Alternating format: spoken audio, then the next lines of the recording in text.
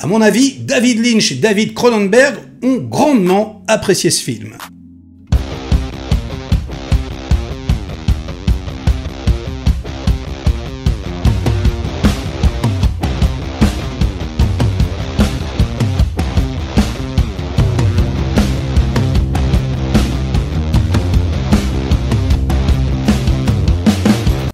Salut les cinéphages, c'est Merej, et aujourd'hui on vient parler d'un véritable ovni, un objet filmique non identifié produit par le studio A24, et qui est le studio le plus hallucinant en activité aux États-Unis. Ils produisent pépite sur pépite, et alors là les petits amis, le truc est totalement inclassable. C'est mis en image par la réalisatrice transgenre Jane Schönbrunn, et l'atmosphère générale du métrage est une véritable déclaration d'amour aux années 80, en mode VHS, en mode rose fluo. C'est de toute beauté les petits amis, avec une bande son hallucinante. Ah, j'avais envie de rentrer dans la télé, un peu comme le personnage principal, car ouais, à un moment donné, allez, sans trop spoiler, mais il va vraiment coller sa tête à l'écran. On pense à ce moment-là évidemment à Vidéodrome de David Cronenberg, mais pas que. C'est vrai qu'il y a un petit côté body horror, mais un body horror qui serait plutôt psychologique. Alors, je sais que c'est bizarre à dire comme ça, mais il faut vraiment voir le bousin pour comprendre. Ça parle de mal-être, réellement, de quelque chose, vous savez, quand on est adolescent, ce quelque chose, ce mal-être intérieur qui vous bouffe, qui n'arrive pas à sortir. Comment trouver sa place dans le monde, qui suis-je, où vais-je, dans quelle étagère, etc. Et ouais, ce sentiment qui parfois peut se transformer en pulsion morbide, pulsion suicidaire, on est frontalement là-dedans, sauf que c'est pas du tout didactique, c'est pas du tout moralisateur, c'est complètement poétique. Et de la bouche même de la réalisatrice, elle n'était pas du tout intéressée par une narration classique. Ce qui l'intéressait, c'est de toucher du doigt le souvenir, le rêve. Elle voulait vraiment que ce film soit comme un rêve géant. Ça vous rappelle quelque chose? Ah bah oui, ça rappelle David Lynch, évidemment. David Lynch en français. Et très très clairement, c'est la plus grosse influence. On pense à Lynch, mais tout le temps.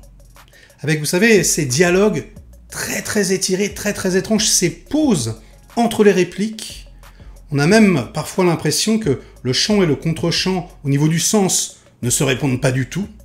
C'est très très étonnant, mais en même temps, c'est galvanisant, c'est intéressant. On est là, on est intéressé, on est happé en tant que spectateur, et on veut en savoir plus. Ce genre de plan fixe également, avec des personnages extrêmement bizarres, le regard hagard ou un rire démoniaque dans un coin, c'est vraiment très très lynchien, même au niveau de la direction artistique, même si là on est plus dans quelque chose, je vous dis, de rose bonbon, qui va plutôt lorgner du côté de Willing Refn.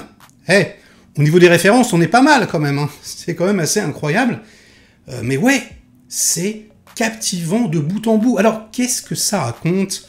I saw the TV glow, hein, qu'on pourrait traduire par j'ai vu la télé briller. Eh bien, ça raconte l'histoire d'un adolescent, donc incarné par Justice Smith, qui, bon, est en mal-être interne. Et puis à un moment donné, il va tomber sur une nana qui est beaucoup plus âgée que lui, mais qui est tout de même à l'école également, et ils vont se lier d'amitié.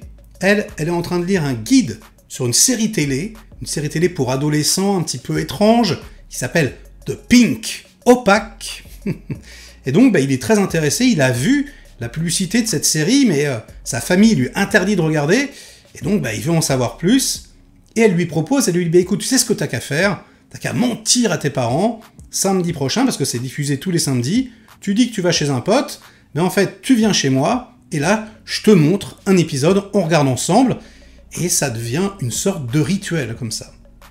Donc, évidemment, ce qui est intéressant, c'est qu'on l'empêche de faire ces choses-là, qu'on l'empêche de devenir, quelque part, adulte. Hein, on le réprime, on le compresse, donc c'est vraiment également de ça que parle le film, et en même temps, cette relation, qui n'est pas du tout une relation amoureuse, hein, qui est vraiment une relation d'amitié assez étrange, fusionnelle, eh bien elle va déteindre par rapport à ce que le show propose.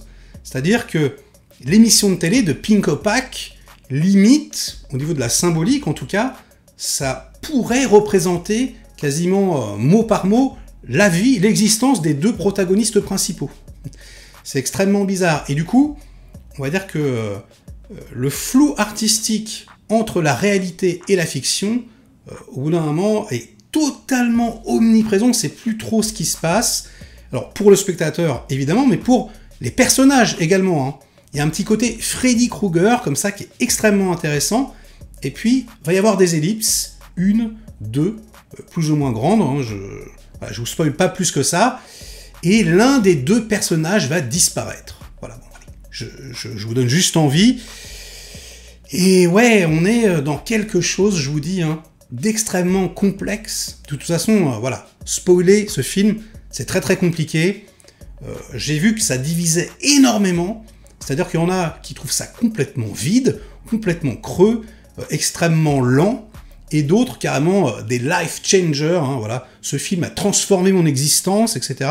Bon, j'irai peut-être pas jusque-là en ce qui me concerne, mais en tout cas, effectivement, j'ai trouvé que c'était un film hors norme, extrêmement beau. La photographie est magnifique, le choix des cadres, des focales, etc. Il y a en plus tout un tas d'idées de mise en scène sur le plateau que je trouve vraiment très très intéressantes. Par exemple, quand ils se baladent dans les couloirs de l'école, on va avoir des petites inscriptions sur les murs, sur les côtés. Voilà, je vous spoil pas plus que ça. Et en même temps, voilà, elle va rajouter des inscriptions sur l'écran, voilà, en effets spéciaux, comme ça. Et du coup, ça donne une sensation de vertige. On a énormément d'informations, un travail sur le son absolument démentiel, j'ai trouvé. Ça aussi, ça fait très très Lynch, hein, avec vraiment des partitions entre la musique, les bruitages, et même, on va dire, la respiration des comédiens, la façon dont ils prononcent le texte, etc., qui sont au diapason, une véritable harmonie. La nana a réellement énormément de talent, et ouais, j'étais assez bluffé. Donc, c'est une vidéo qui fera pas beaucoup de vues, c'est clair. Hein. Il y a eu quelques avant-premières à Paris, mais le film n'a pas encore de date en France. Et bon, ben voilà, hein, c'est comme ça. Si vous voulez voir, il faudra vous munir d'un VPN pour aller le louer aux États-Unis. Ça vient de sortir. Et sinon, ben, prendre votre mal en patience. Mais en même temps, j'avais vraiment envie de vous en parler. Parce que ouais, c'est tout de même un sacré choc. En tout cas formel. Et pas que. Et émotionnellement, ça m'a vraiment touché. Il y a vraiment un sentiment de nostalgie intense. Et plus que de la nostalgie, c'est de la mélancolie. Et la mélancolie, c'est le grand méchant de l'histoire. Monsieur Mélancolie. Je vous en dis pas plus, mais c'est réellement présenté comme ça dans le métrage. Donc c'est assez fulgurant. Les deux comédiens principaux sont absolument formidables, mais pas que. Hein. Tout le cast, les parents par exemple, le rôle du père, c'est Carrie inversé quelque part, c'est franchement très très intéressant. Et une fois de plus, A24 prouve qu'ils ont vraiment quelque chose à dire. C'est vraiment un studio, en gros, qui est chapeauté par des cinéphiles, des gens qui aiment ça, qui aiment l'art, entre guillemets, même s'ils aiment les bifetons également, hein, mais je veux dire, ils savent choisir leur projet, leur scénario, leur réalisateur, et ça se voit. Je veux dire, si vous regardez ce film que vous n'appréciez pas, je pense que de toute façon, vous ne pourrez pas nier qu'il y a une véritable démarche artistique, une véritable personnalité dans le métrage, et ça, ben, ça fait plaisir. C'est quand même infiniment plus satisfaisant pour le spectateur de voir quelque chose avec de la personnalité qu'un truc un peu fade, sans saveur, délavé, qu'on a déjà vu 50 fois.